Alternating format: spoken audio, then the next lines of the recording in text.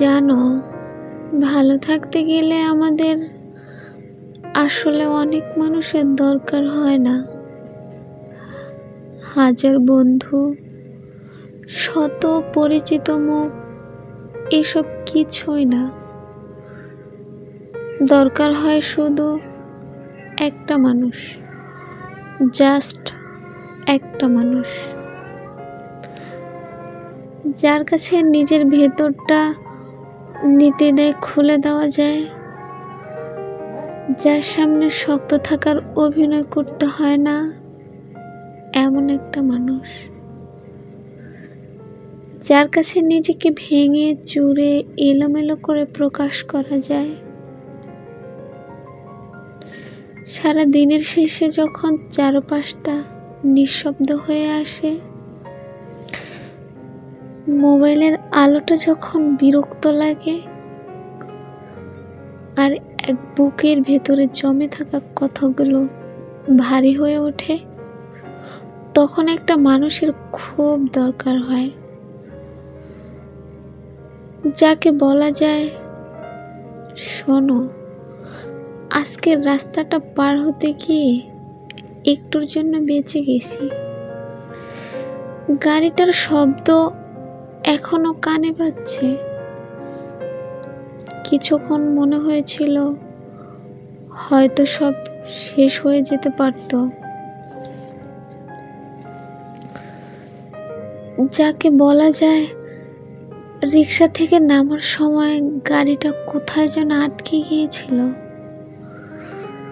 লোকজন তাকিয়েছিল, আমি অপদস্থ হয়ে গিয়েছিলাম। ছোট্ট একটা ঘটনা, কিন্তু মনটা কেমন যেন ভেঙে গেল। যাকে বলা যায়, আজ মনটা খুব খারাপ। কারণটা বড় কিছু না, কিন্তু ভেতরে ভেতরে একটা শূন্যতা কাজ করছে। আমরা সারাদিন শক্ত থাকার ভান করি, হাসি, কাজ করি, কথা বলি, সবকিছু ঠিক আছে। এমন একটা মুখোশ পরে থাকি, কিন্তু দিনের শেষে একটা মানুষ চাই, যার কাছে মুখোশ খুলে রাখা যায়, যে শুনবে, বিচার করবে না, উপদেশ দেবে না, শুধু বলবে, আমি আছি তো পাগলি।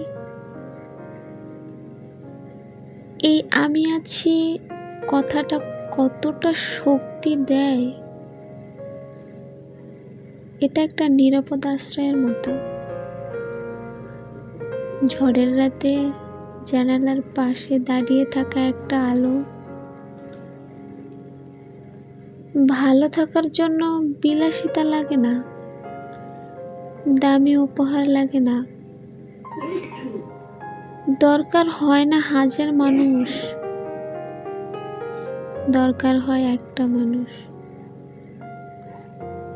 যে তোমার ভয় শুনবে, তোমার ছোট্ট ছোট্ট গল্প শুনবে, তোমার না বলা কান্নাটুকু বুঝে নেবে, যার কাছে বলতে পারবে, আজকে খুব ক্লান্ত, আজকে খুব ভয় পেয়েছিলাম, আজকে অকারণেই মনটা খারাপ।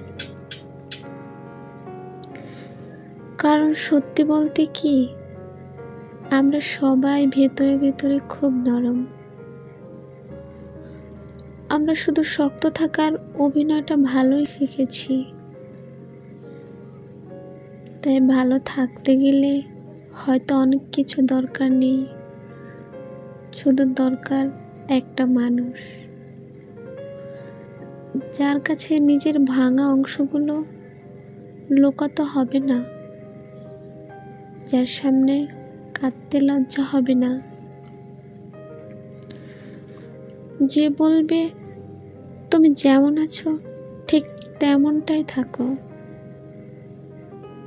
আর যদি এমন কেউ জীবনে থাকে, তাহলে তাকে যত্নে রেখো, কারণ পৃথিবীতে সত্যিকারের আশ্রয় খুব কম।